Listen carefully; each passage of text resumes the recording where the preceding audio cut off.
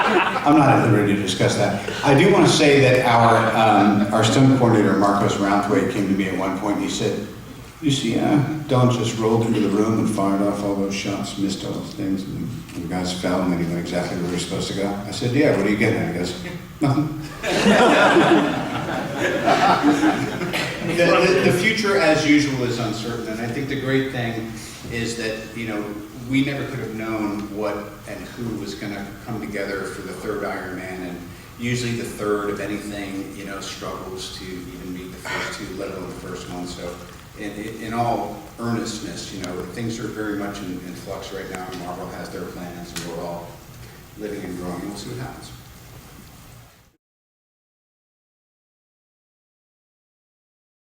Well, we left out the giant dragon.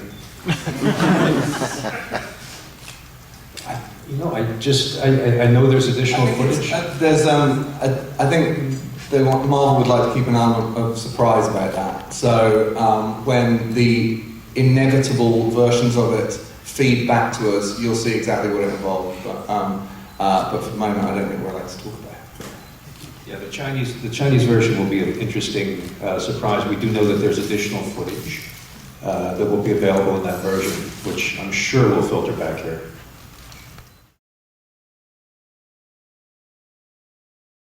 I will say that, one of the most thrilling parts of, having gone all over the place and talking about this movie is that people really love to see Pepper in the suit and, kicking ass. And so I would come back if, in the comics she becomes Rescue, her own person. And she marries Happy Hogan. Aw, yeah. That might be for the adult channel.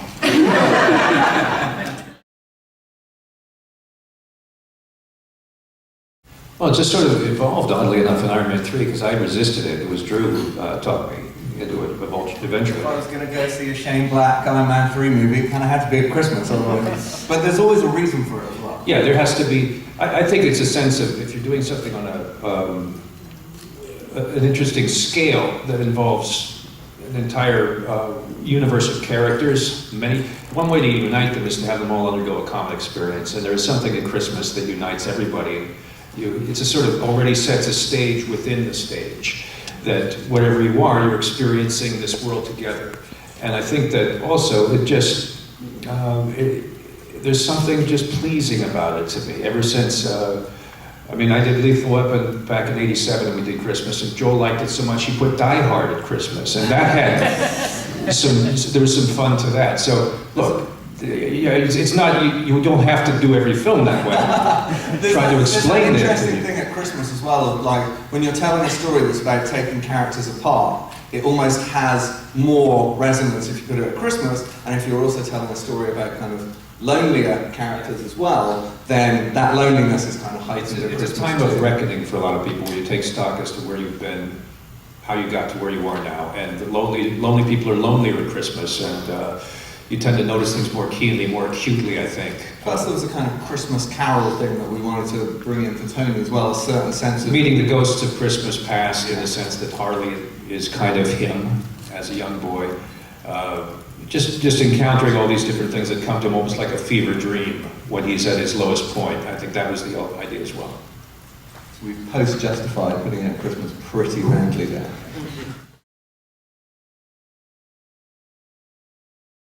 Yeah, well, I think it would be nice to kind of go down the row here and just use, describing words or anecdotes. I'd like to say we're night shooting, and he would tend to, when they cut, he would run somewhere, because it was the only time someone couldn't ask him a question was if he was in a full out run.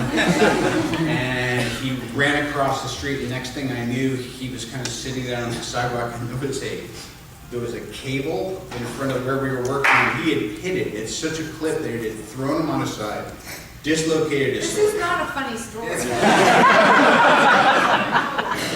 He's fine.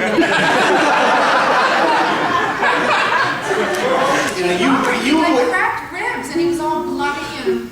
Oh my God, it gets better. Anyway.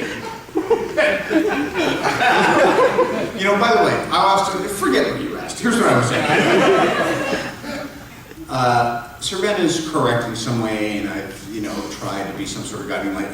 Every bit as often I would go to set and Gwyneth would be like, oh my God, what are we doing? What is this scene again this time? Like shooting Pepper, and she always points true north. And John said from the first time that she's the heart of the movie.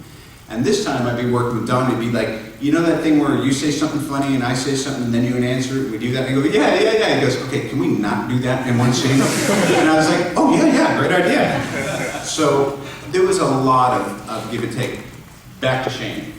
I can't tell my story, so I'll let the others speak.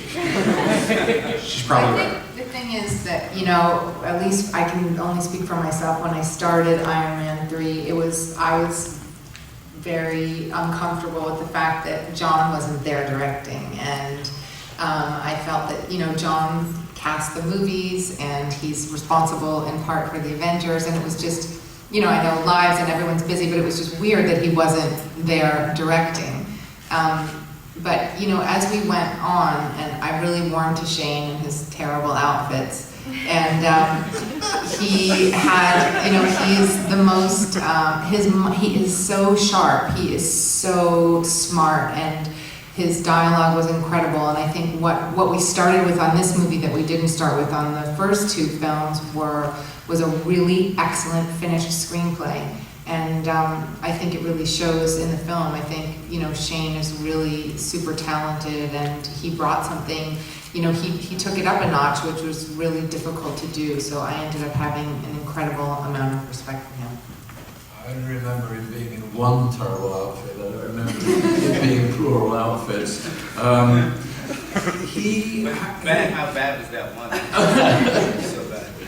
He has a great attribute as a director. One of many great attributes is that the director will give you the role and then he will let go. This is a wonderful quality that he has. There are some directors lesser in confidence or skill will make the actor feel very uncomfortable because you feel you're auditioning for them every day. And that's a terrible feeling on the set. But Shane has this wonderful ability in his own confidence and his ability to cast a movie to say, there's your role, I'm just going to film it. And that's a really good energy to have on the set.